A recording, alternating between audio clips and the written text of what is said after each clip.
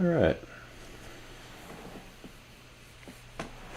So I created this program that listens to what I'm saying and generates AI images in a browser window, which I have displayed on the green screen behind me.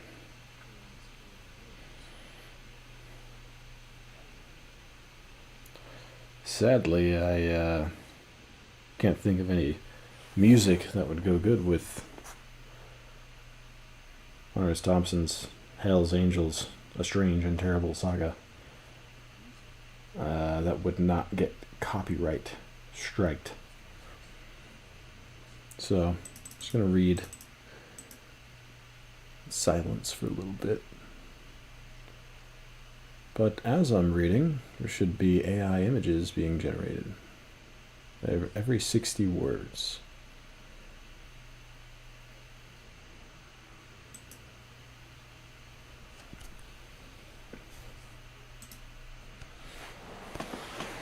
California, Labor Day weekend. Early with ocean fog still in the streets. Outlaw motorcyclists wearing chains, shades, and greasy Levi's roll out from the damp garages.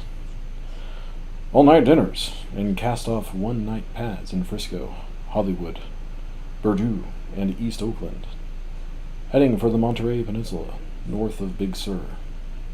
The menace is loose again. The Hells Angels.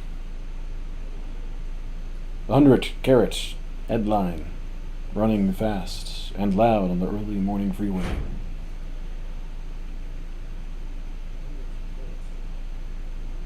Low in the saddle, nobody smiles. Jamming crazy through traffic and 90 miles an hour down the center stripe, missing by inches. Like Genghis Khan on an iron horse, a monster steed with a fiery anus, flat out through the eye of a beer can, and up your daughter's leg with no quarter asked and none given. Show the squares some class, give 'em a whiff of those kicks. They'll never know. Ah, these righteous dudes, they love to screw it on. Little Jesus, the Gimp, Chocolate George, Buzzard, Zorro, Hambone, Clean Cut, Tiny Terry, The Tramp, Frenchie, Moldy Marvin, Mother Miles, Dirty Ed, Chuck the Duck, Fat Freddy, Filthy Phil, Charger Charlie, the Child Molester, Crazy Cross, Puff, Magoo, Animal, and at least 100 more. Tense for the action, long hair in the wind, beards and bandanas, flapping, earrings, armpits, chain whips, swastikas and stripped down Harleys, flashing chrome and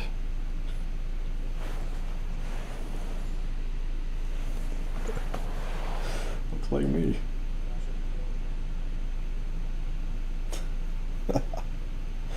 Swastikas and stripped down Harleys flashing chrome as traffic on 101 moves over, nervous, to let the formation pass like a burst of dirty thunder. They call themselves Hells Angels. They ride, rape, and raid like marauding cavalry. And they boast that no police force can break up their criminal motorcycle fraternity. True, The Man's Magazine, August 1965.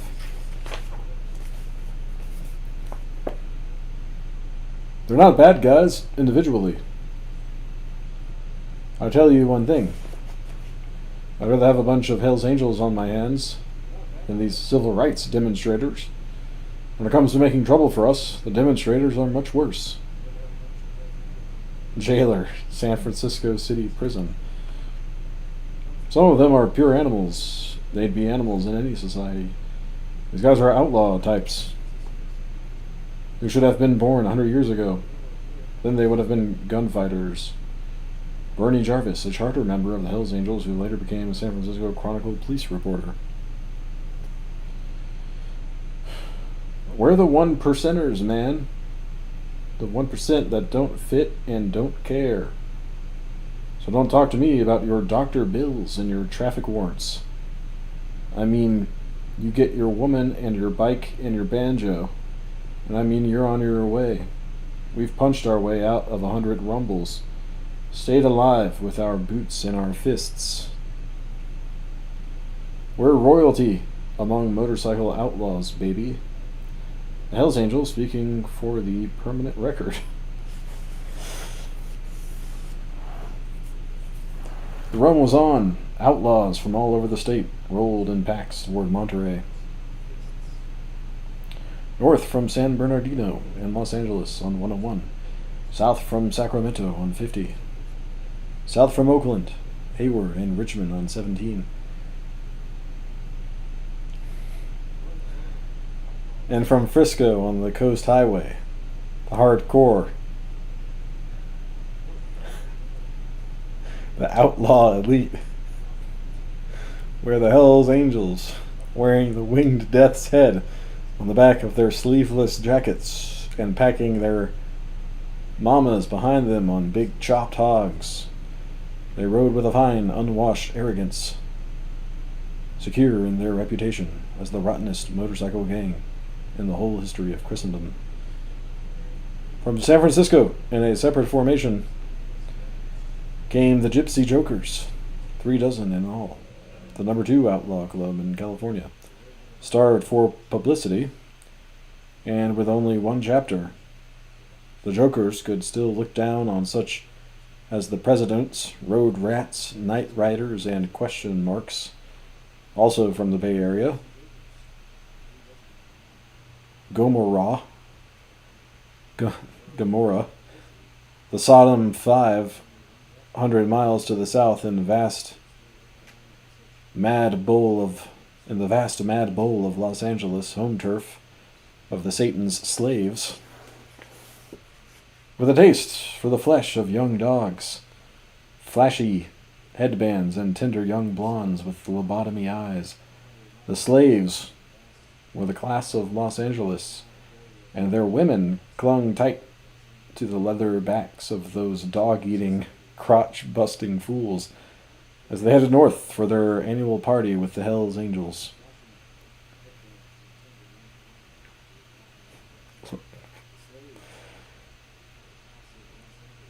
Who even then viewed the L.A. bunch with friendly condescension,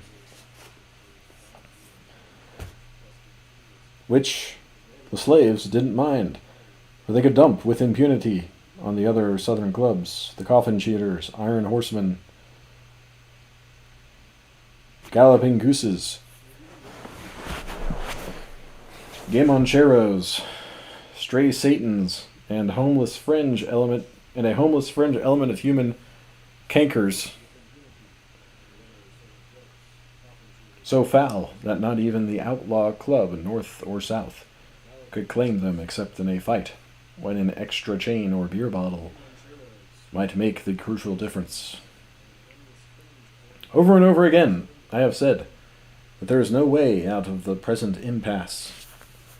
If we were wide awake, we would be instantly struck by the horrors which surround us. We would drop our tools, quit our jobs, deny our obligations, pay no taxes, observe no laws, and so on.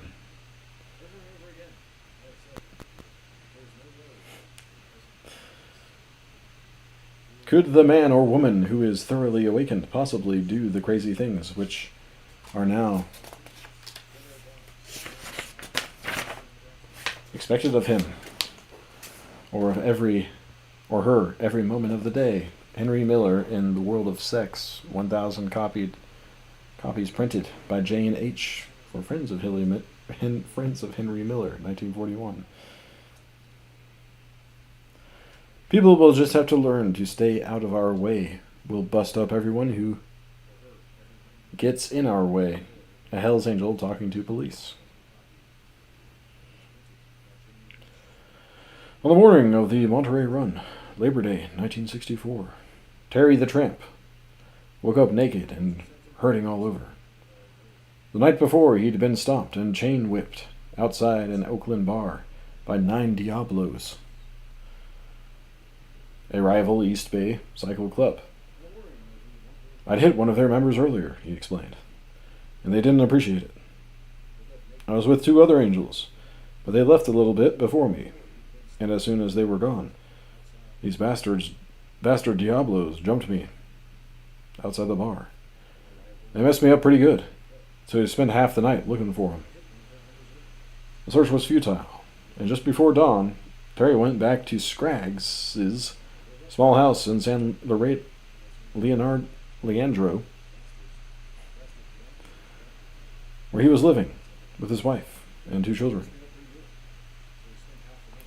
Scraggs, a 37-year-old ex-pug who once fought Bobo Olson,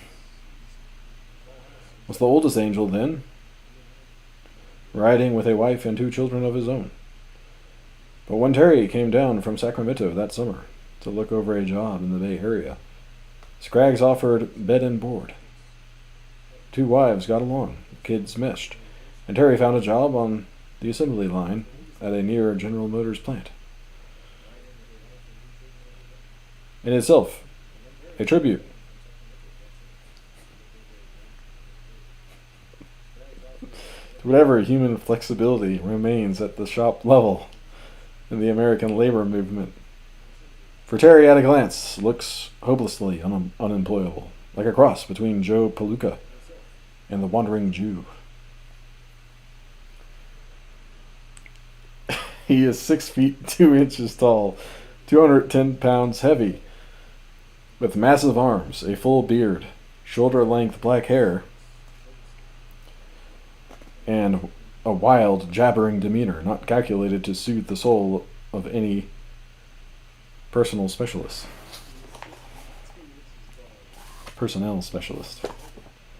Beyond that, in his 27 years, he has piled up a tall and ugly police record. A multitude of arrests, from petty theft and battery to rape, narcotics offenses, and public cunnilingus. And all this without a single felony conviction, being officially guilty of nothing more than what any spirited citizen might commit in some drunk or violent moment of animal weakness.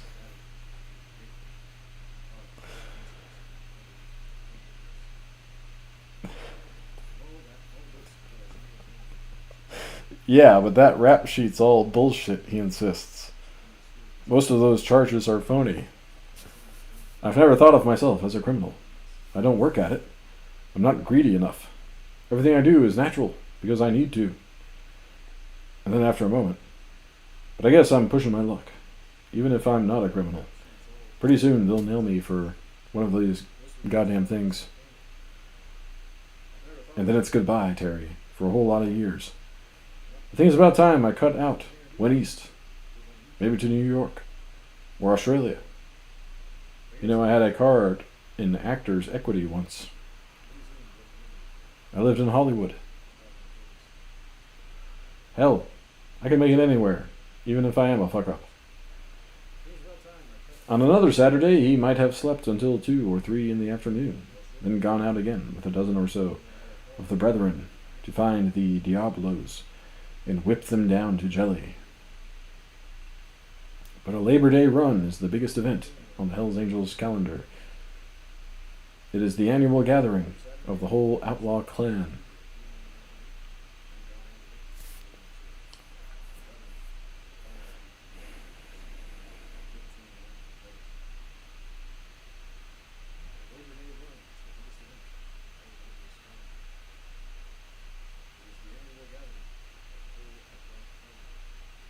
A massive 3-day drunk that nearly always results in some wild, free-swinging action and another rude shock for the squares. No angel would miss it for any reason, except jail or crippling injury. The Labor Day run is the outlaw's answer to New Year's Eve. It is a time for sharing the wine jug, pummeling old friends, random fornication, and general full-dress madness. Depending on the weather and how many long-distance calls are made the week before, anywhere from 200 to 1,000 outlaws will show up, half of them already drunk by the time they get there. At 9 o'clock that morning, both Terry and Scraggs were on their feet. Vengeance on the Diablos could wait. Today,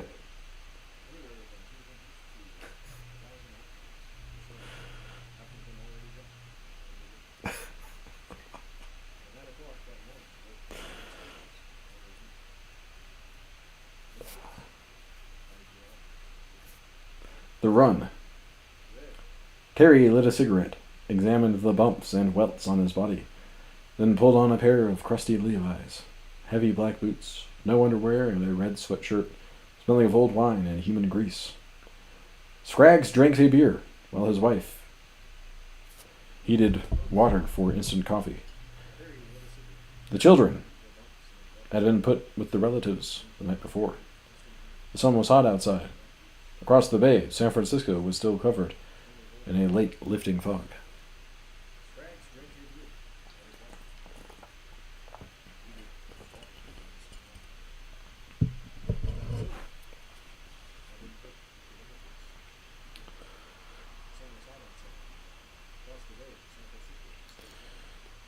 The bikes were gassed and polished. All that remained was the gathering of any loose money.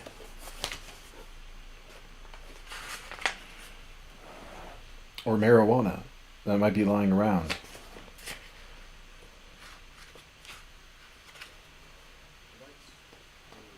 Lashing the sleeping bags to the bikes and donning the infamous colors.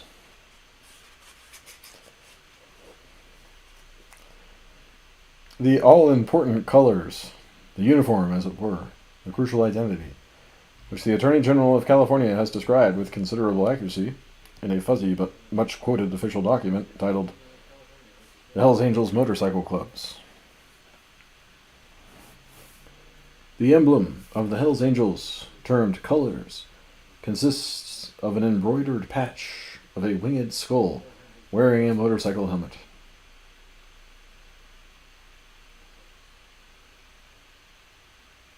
Just below the wing of the emblem are the letters MC. Over this is a band bearing the words Hells Angels. Below the emblem is another patch bearing the local chapter name, which is usually an abbreviation for the city or locality. These patches are sewn on the back of a usually sleeveless denim jacket. In addition, members have been observed wearing various types of Luftwaffe insignia and reproductions of German iron crosses.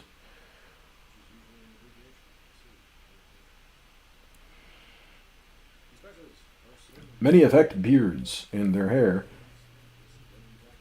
is usually long and unkempt. Some wear a single earring and a pierced earlobe. Frequently, they have been observed to wear belts made of a length of polished motorcycle drive chain, which can be unhooked and used as a flexible bludgeon.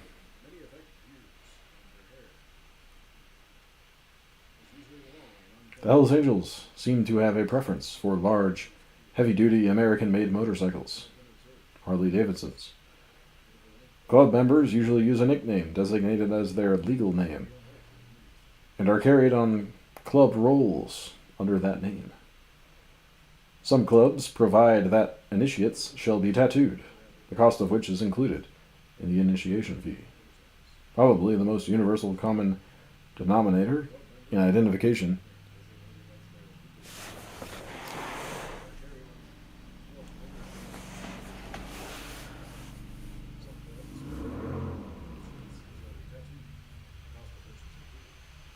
of Hells Angels is their generally filthy condition.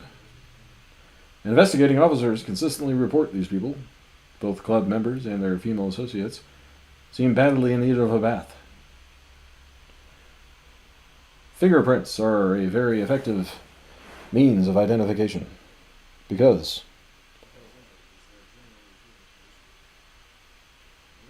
a high percentage of Hells Angels have criminal records. Some members of the Hells Angels, as well as members of other disreputable motorcycle clubs, belong to what is alleged to be an elite group termed One Percenters, which meets monthly at various places in California. The local Hells Angels clubs usually meet weekly. Requirements for membership or authority to wear the 1%er badge are unknown at this time. Another patch worn by some members bears the number 13. It is reported to represent the 13th letter of the alphabet, M, which in turn stands for marijuana, and the wearer thereof is a user of the drug.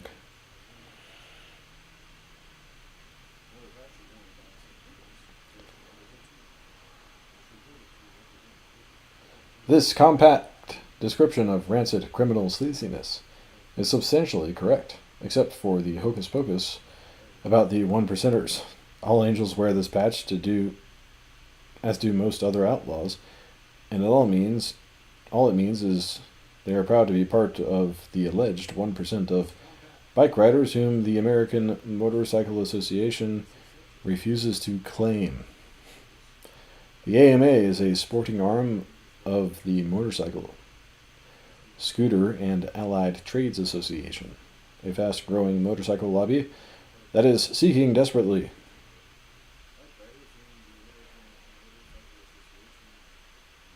to establish a respectable image, an image the Hells Angels have consistently queered. We condemn them, says an AMA director. They'd be condemned if they rode horses, mules, surfboards, bicycles, or skateboards. Regretfully, they picked motorcycles. The AMA claims to speak for all decent motorcyclists, yet its 50,000 or so members rode less than 5% of the 150,000 motorcycles registered in the United States in 1965. As one of the trade magazines noted, that left a lot of outlaws unaccounted for. Terry and Scraggs left the house about 10, taking it easy on the 2-mile run through downtown Oakland, keeping the engine noise down, aware of the stares from passing motorists.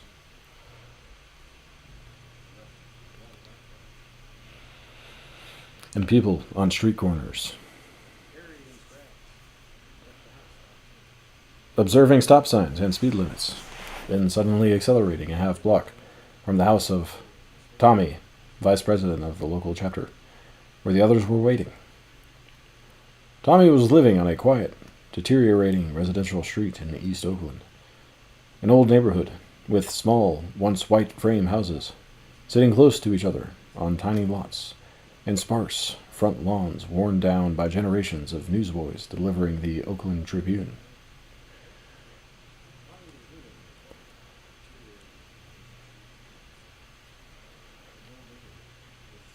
Now, on this holiday morning, his neighbors were out on front porches or at living room windows, watching the awful show build up. By 11, about 30 Hells Angels were there, half blocking the narrow street, shouting, drinking beer, brushing green dye on their beards, gunning their engines, adjusting their costumes, and knocking each other around to get the feel of things. The girls stood quietly in a group, wearing tight slacks, kerchiefs, and sleeveless blouses or sweaters, with boots and dark glasses, uplift bras, bright lipstick, and the wary expression of half-bright souls turned mean and nervous from too much bitter wisdom in too few years. Like the angels, the girls were mainly in their 20s, although some were obvious teenagers, and a few were aging whores looking forward to a healthy outdoor weekend.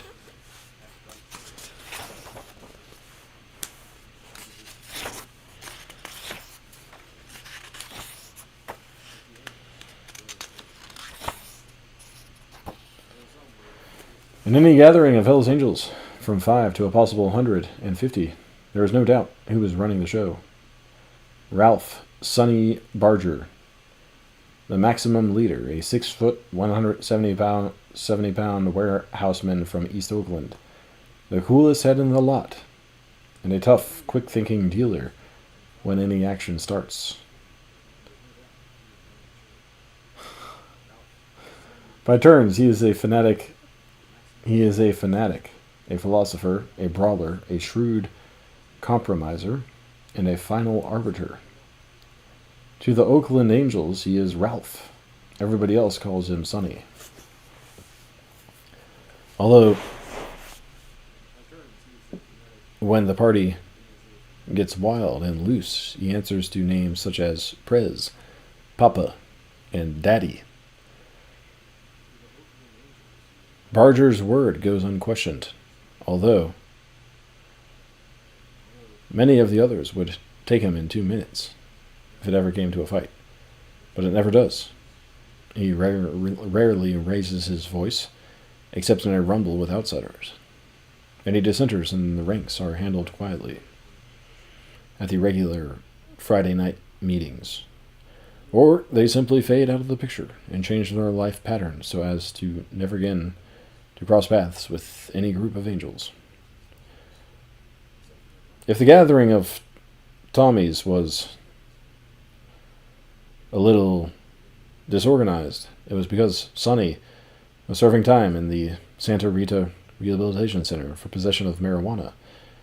With Sonny in jail, the others were keeping the action to a minimum, even though Tommy, in his quiet, disaffiliated sort of way, was running the show pretty well. At 26, he was a year younger than Barger, blonde, clean-shaven, with a wife and 2 children, making $180 a week as a construction worker.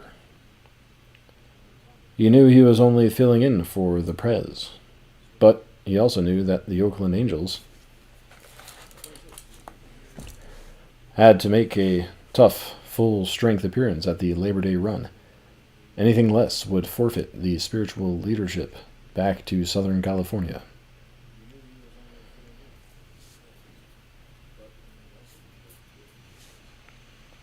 To the San Bernardino, or Berdue, chapter.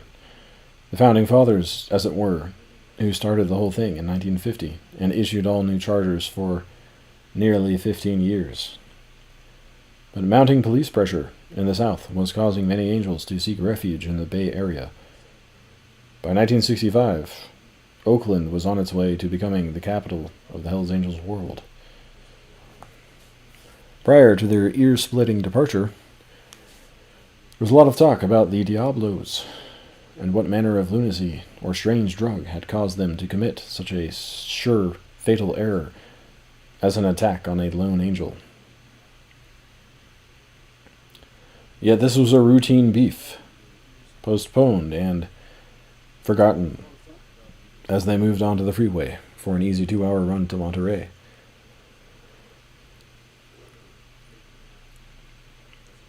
By noon, it was so hot that many of the riders had taken off their shirts and opened their black vests, so the colors flapping out behind them like capes, and the oncoming traffic could view their naked chests for good or ill. The southbound lanes were crowded with taxpayers heading out for a Labor Day weekend that suddenly seemed tinged with horror.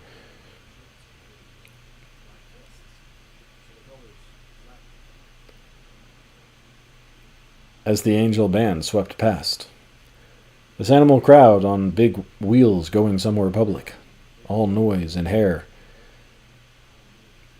and bust out raping instincts.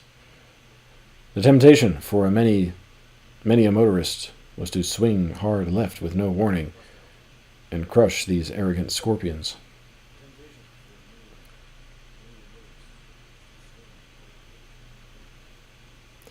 At San Jose, an hour south of Oakland, the formation was stopped by 2 state highway patrolmen, causing a traffic jam for 45 minutes at the junction of 17 and 101. Some people stopped their cars entirely just to watch. Others slowed to 10 or 15 miles an hour. As traffic piled up, there were vapor locks, boilovers, and minor collisions. They wrote tickets for everybody they could, said Terry. Things like seats too low, bars too high, no mirror, no handhold for the passenger. And like always, they checked us for old warrants, citations we never paid, and every other goddamn thing they could think of. But the traffic was really piling up, with people staring at us and all. And finally, by God, a highway patrol captain showed up and chewed those bastards good for creating a hazard, or whatever he called it. We had a big laugh. Then we took off again. We get treated good here in Monterey. Most other places we get thrown out of town. Frenchie from Purdue, talking to a reporter not many hours before the Angels were thrown out of town. Between San Jose and the turnoff to Monterey, 101 rolls gracefully through the rich farming foothills of the Santa Cruz Mountains. The Hells Angels, riding two abreast in each lane,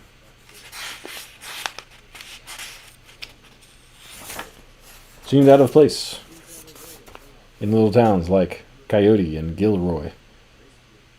People ran out of taverns and dry goods stores to stare at these fabled big city Huns. Local cops waited nervously at intersections, hoping the Angels would pass quietly and not cause trouble. It was almost as if some far-ranging band of Viet Cong guerrillas had appeared, trotting fast in a tight formation down the middle of Main Street, bound for some bloody rendezvous that nobody in town even cared to know about as long as the dirty buggers kept moving.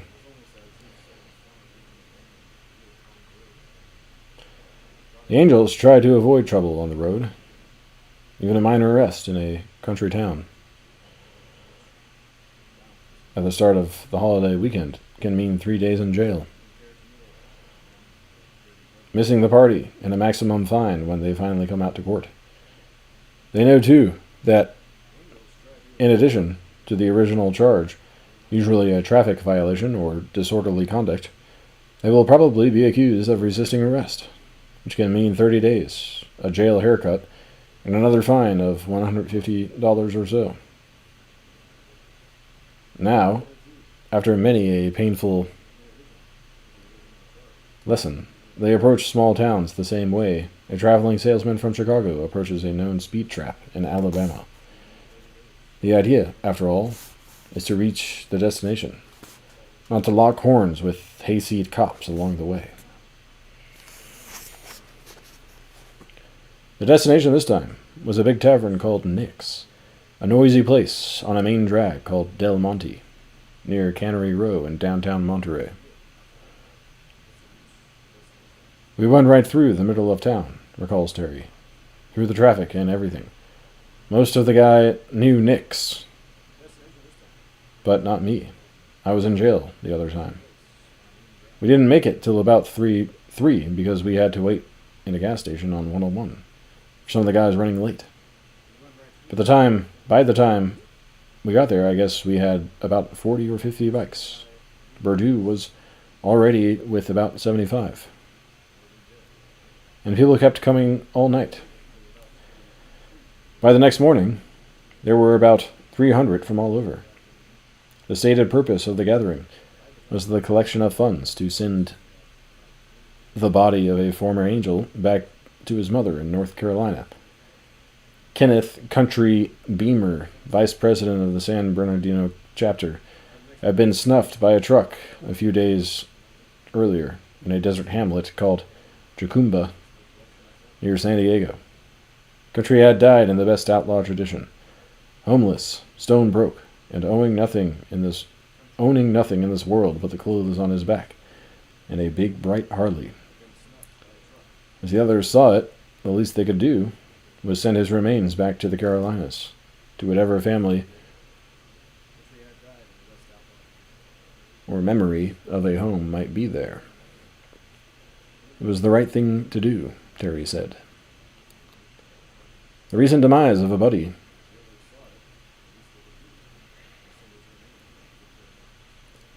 lent the '64 affair a tone of solemnity that not even the police could scoff at. It was the sort of gesture that cops find irresistible. Final honors for a fallen comrade, with a collection for the mother and a bit of the uniformed pageantry to make the show real. In deference to all of this, the Monterey police had let it be known that they would receive the angels in a spirit of armed truce. It was the first time in years that the outlaws had been faced with even a semblance of civic hospitality, and it turned out to be the last. For when the sun came up on that bright Pacific Saturday, the infamous Monterey rape was less than 24 hours away from making nationwide headlines. The Hells Angels would soon be known and feared throughout the land. Their blood, booze, and semen-flecked image would be familiar to readers of the New York Times, Newsweek, The Nation, Time, True, Esquire, and the Saturday Evening Post. Within 6 months, small towns from coast to coast would be arming themselves at the slightest rumor of a Hells Angels invasion. All 3 major television networks would be seeking them out with cameras. It would be denounced in the U.S. Senate by George Murphy, the former tap dancer.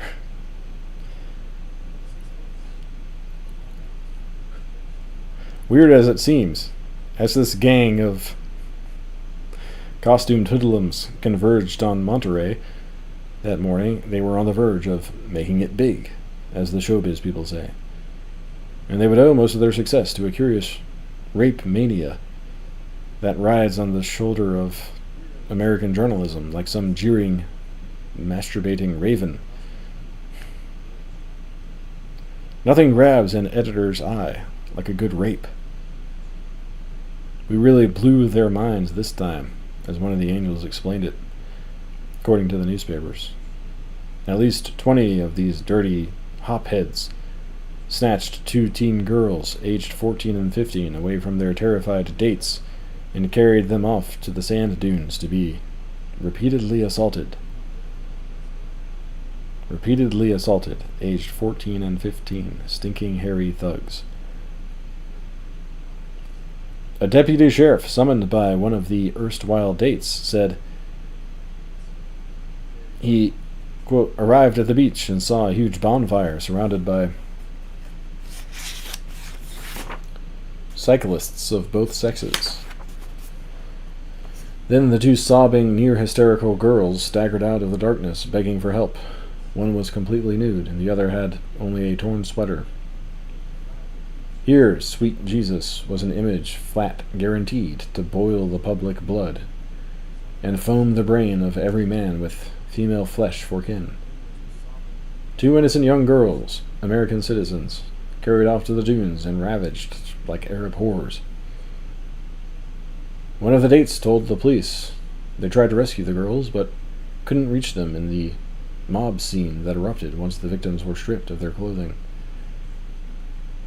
Out there in the sand, in the blue moonlight, in a circle of leering hoodlums, they were penetrated again and again. The next morning, Terry the Tramp was one of 4 angels arrested for forcible rape, which carries a penalty of 1 to 50 years in the penitentiary. He denied all knowledge of the crime, as did Mother Miles, Moldy Marvin, and Crazy Cross. But several hours later, with bond set at a low $1,100 each, they were lodged in the Monterey County Jail in Salinas, out there in Steinbeck country, the Hot Lettuce Valley, owned in the main by smart second-generation hillbillies who got out of the Appalachia while the getting was good, and who now pay each other less smart hillbillies to supervise the work of Mexican braceros, whose natural fitness for stoop labor has been explained by the ubiquitous Senator Murphy. They are built low to the ground, he says, so it's easier for them to stoop.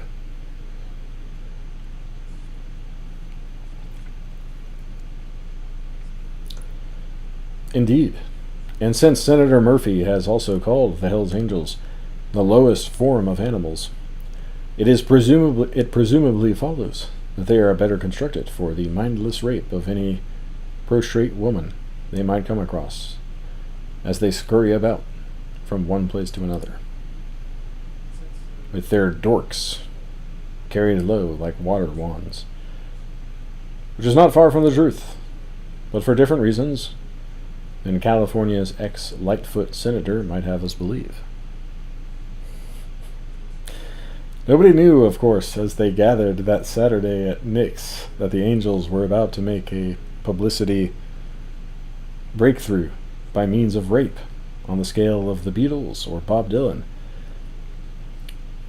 At dusk, with an orange sun falling fast into the ocean just a mile or so away, the main event of the evening was so wholly unplanned that the principal characters, or victims, attracted little attention in the noisy crowd that jammed Nick's barroom and spilled out to the darkening street.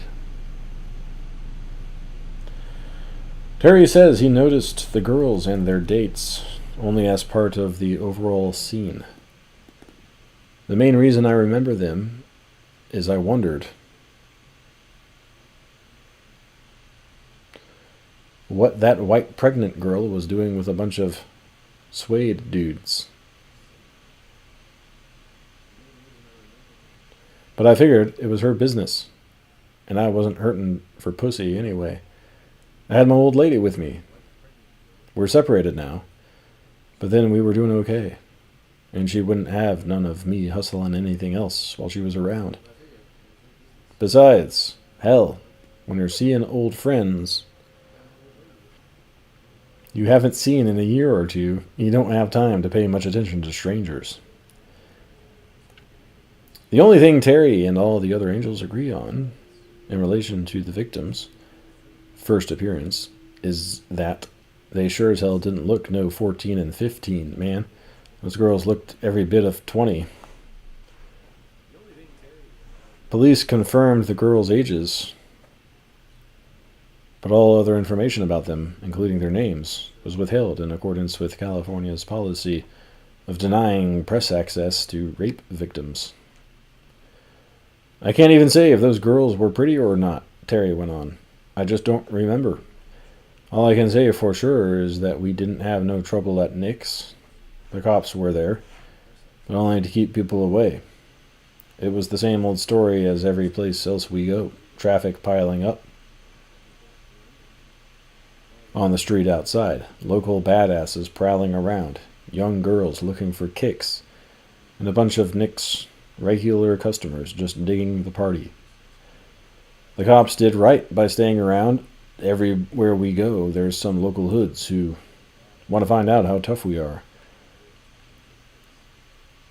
If the cops weren't there, we'd end up having to hurt somebody. Hell, nobody wants trouble on a run. All we want to do is have some fun and relax. It is said, however, that the Hells Angels have some offbeat idea about fun and relaxation. If they are, after all, the lowest form of animals, not even Senator Murphy could expect them to gather together in a drunken mass for any such elevated pastimes as ping-pong, shuffleboard, and whist. Their picnics have long been noted for certain beastly forms of entertainment. And any young girl who shows up at a Hells Angels bonfire camp at 2 o'clock in the morning is presumed, by the outlaws, to be in a condition of heat. So it was only natural for the two girls attracted more attention when they arrived at the beach, than they had earlier in the convivial bedlam at Nick's.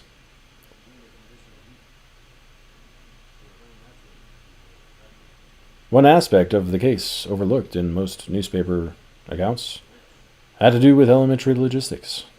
How did these two young girls happen to be on a deserted midnight beach with several hundred drunken motorcycle thugs? Were they kidnapped from Nick's? And if so, what were they doing there in the first place, aged 14 and 15, circulating all evening in a bar jammed wall to wall with the state's most notorious gang of outlaws?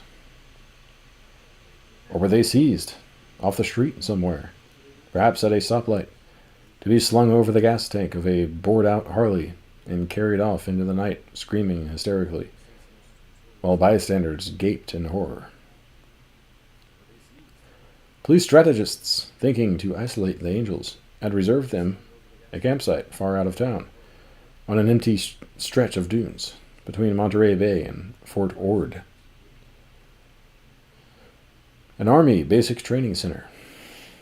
The reasoning was sound. The beasts were put off in a place where they could whip themselves into any kind of orgiastic frenzy without becoming dangerous to the citizenry. And if things got out of hand, the recruits across the road could be bugled out of bed and issued bayonets.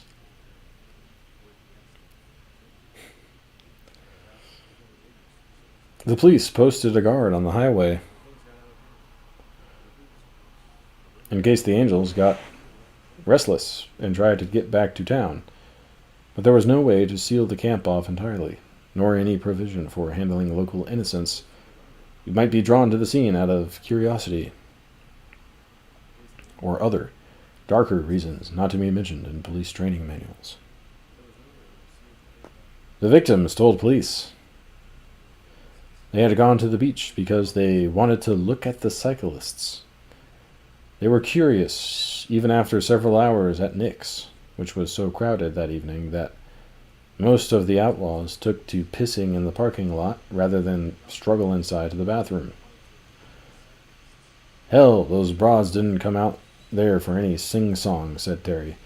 They were loaded and they wanted to get off some leg. But it just got to be too many guys.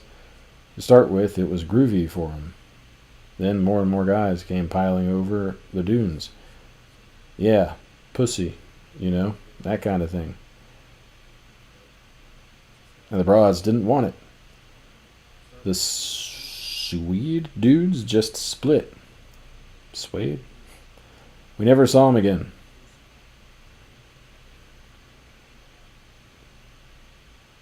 I don't know for sure how it ended. All I knew then was that they had some mamas out there in the dunes. But me and my old lady went and crashed pretty early. I was so wasted I couldn't even make it with her. No family newspaper saw fit to quote the Angel version, but 6 months later, playing pool in a San Francisco bar, Frenchie remembered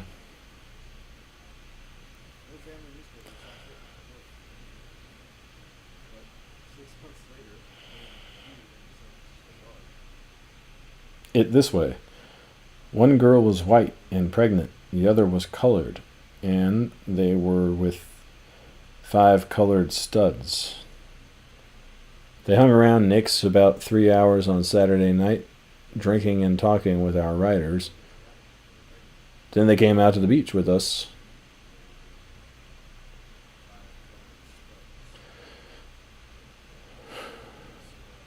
Them and their 5 boyfriends.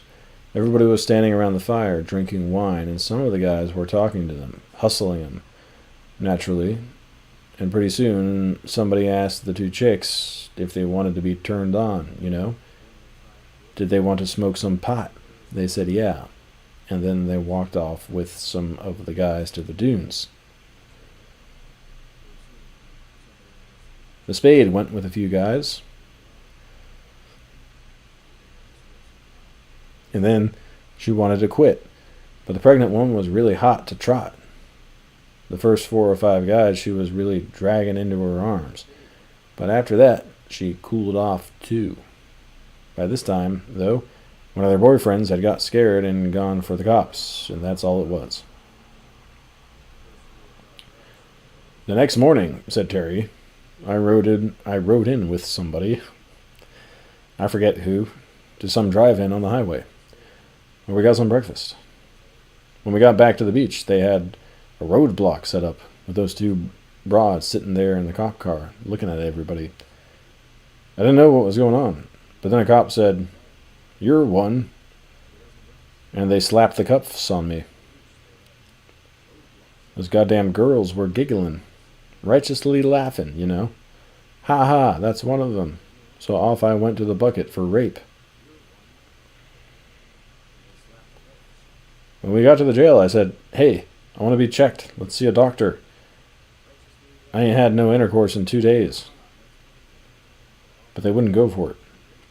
Marvin and Miles and Crazy Cross were already there, and we figured we were deep in the shit until they told us bail was only $1,100.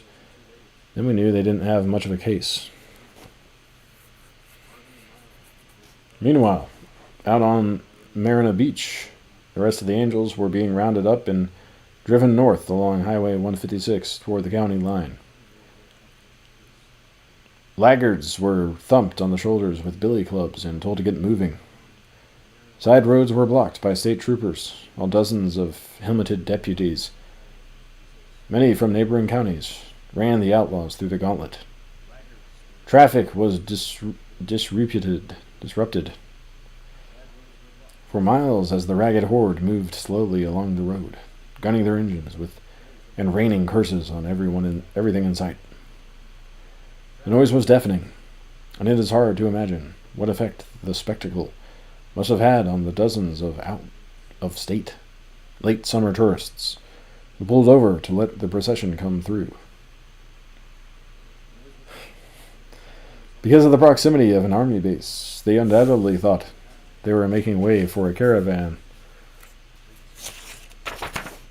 of tanks, or at least something impressive and military. And then to see an army of hoodlums being driven along the road like a herd of diseased sheep. Ah, what a nightmare for the California Chamber of Commerce. At the county line on US 101, a reporter from the San Francisco Chronicle talked with Tommy and with another angel named Tiny, a 6'6", 240-pound outlaw.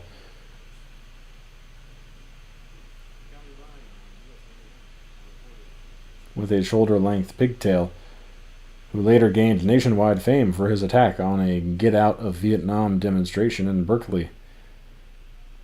"We're ordinary guys," said Tommy. "Most of us work. About half are married, I guess, and a few own their homes. Just because we like to ride motorcycles, the cops give us trouble everywhere we go.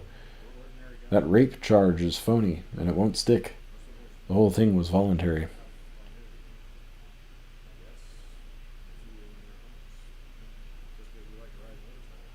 "Shit, our bondsmen will have those guys out in 2 hours," said Tiny. "Why can't people let us alone anyway? All we want to do is get together now and then and have some fun, just like the Masons or any other group."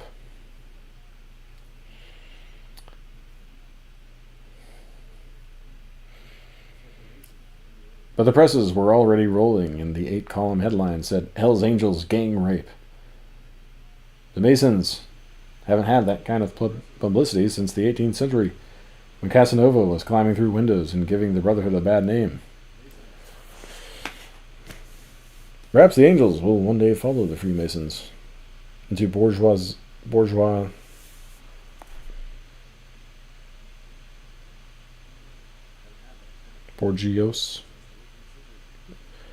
senility.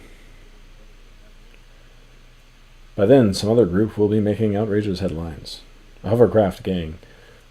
Or maybe some once bland fraternal group, tooling up, even now, for whatever the future might force on them. Was it the trend in Kiwanis? There are rumors in Oakland of a new militancy in that outfit. A radical ferment that could drastically alter the club's image. In the drift and flux of these times, it is easy enough to foresee a Sunday morning, 10 or 20 years hence, when a group of middle-aged men wearing dark blazers with Hell's Angels crests on the pockets will be pacing their mortgaged homes, their mortgaged living rooms, and muttering sadly at a headline saying, "Kiwanis gang rape, 4 held, others flee, ringleader sought." And in some shocked American city, a police chief will be saying, as the Monterey chief said in 1964 of the Hells Angels, "They will not be welcomed back because of the atmosphere created."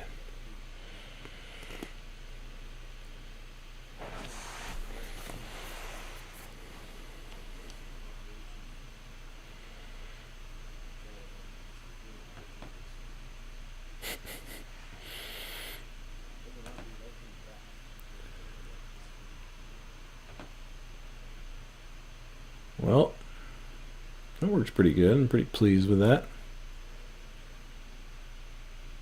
It's like exactly what I had in mind. And then it saves all the images to a folder of your choosing.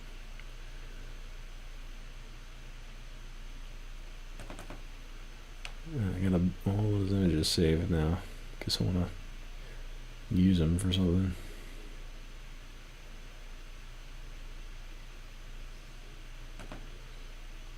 That's pretty cool. Thing is, though, it costs 7 cents per image. Evidently. I haven't been charged for it yet. They gave me 150 free credits just for buying 5. This was...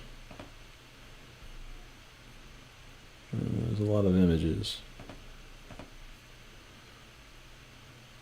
100. Exactly 100 in here. So that would be $7 just for that one chapter from this book.